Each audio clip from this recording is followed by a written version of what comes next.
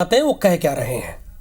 बिजली के लिए भी अर्ली वार्निंग सिस्टम है जो 10 मिनट पहले बिजली अक्षांश रेखांक के साथ कहां गिरेगी वो सीधा कलेक्टर को इन्फॉर्म करती, मगर इसका कोई जिक्र नहीं कर रहा है। मैं तो मानता हूं जानकारी का अभाव होगा, जानकारी का अभाव है तो भी ठीक नहीं है, और राजनीति है मान्यवर तो बहुत दुखद है।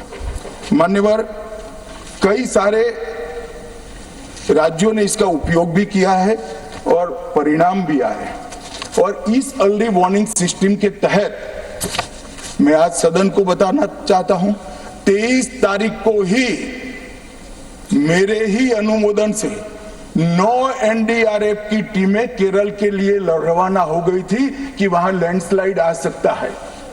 भारत सरकार ने 9 एनडीआरएफ की टीमें विमान से वहां भेजी। मैं पूछ सकता हूं मान्यवर, इतना मुझे पूछते हैं सारे लोग, केरल सरकार ने क्या किया? अनधिकृत लोग रह रहे थे, नहीं रह रहे थे, मगर वल्नरेबल सिचुएशन तो थी। इनको शिफ्ट किया गया क्या? क्यों नहीं किया गया? कौन रोकता था? और शिफ्ट किया तो मरे कैसे? शिफ्ट पहले नहीं किया गया है, बाद में किया गया है। जितना बोलोगे उतना नुकसान होगा। मैं बोलना नहीं चाहता, परंतु जब आप आरोपात्मक तरीके से बात करते, मैं शांति से यहाँ बैठकर सुनने ही आया। मैं आज आपके माध्यम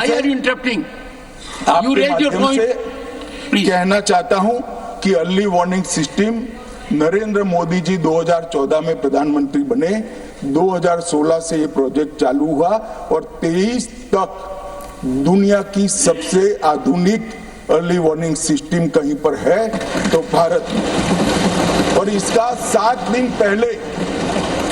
दिन पहले इसका अनुमान देने वाले 4 ही देश है, उसमें से एक भारत है। मगर उसको पढ़ना पड़ता है, डिमांड करने से कुछ नहीं होता। मान्यवर, जो उन्होंने कहा कि भाई डिजास्टर के पैसे रिलीज करने का राज्य के साथ पास अधिकार नहीं है, वो गलत है मान्यवर। मैं इसकी भी स्पष्टता करना चाहता हूं क्योंकि सदन का रिकॉर्ड साफ रहना चाहिए।